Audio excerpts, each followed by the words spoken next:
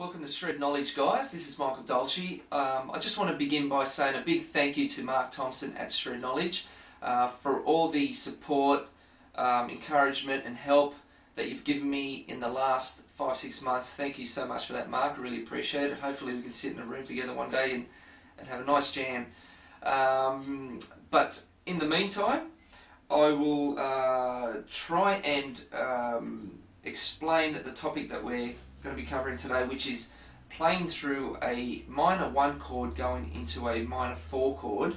I've been asked a few times how I approach it and how I create lines to work my way into the 4 chord. So I'm going to play a line now. I'm going to break it up into sections, and hopefully by the end of it it'll all make sense to you guys. Okay, here it is.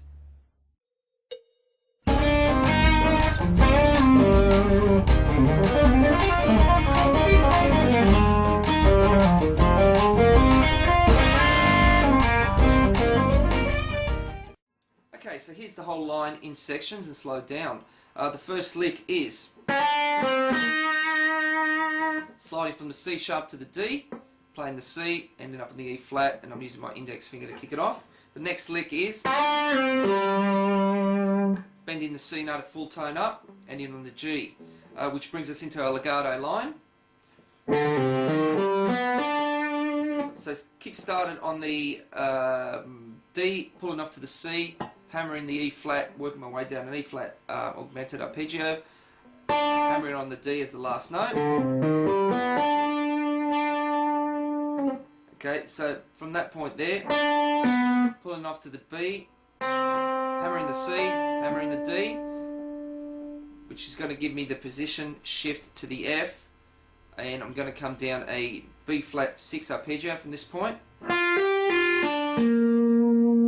So as you can see, when I'm playing that arpeggio, when I'm moving to the next string, I'm not using my right hand at all.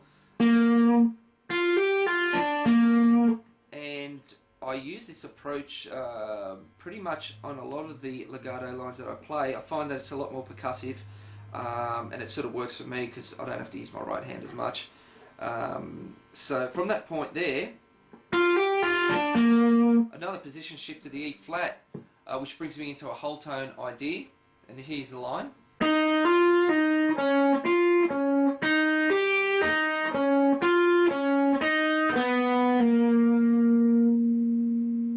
So that line again.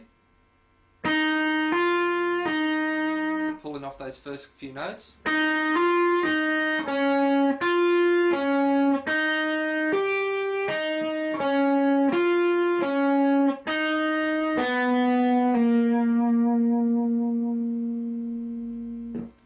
Which brings us into the last couple of notes, the G to the A flat, which brings us back into the C minor scale, ending on the A flat, sorry, and that's pretty much when the F minor chord hits in, which gives us our third of the F minor chord. So that's the whole lick in its entirety. I hope it gives you a little bit of an insight on how I approach that particular chord change. And hopefully it opens up some new ideas and you know, helps you create some altered sort of sounds moving into that 4 chord minor. In saying that, I just want to end off by saying that when I play over progressions, whatever it may be, I always strive to either superimpose arpeggios or certain notes that create either an altered sound or create another arpeggio or a chord that will sort of insinuate moving into that next chord change, if that makes sense. I've never been taught how to do this. It's always been by ear, and I've always just listened to other players do it, and the sounds have sort of just stuck in my head. So that's how it works for me.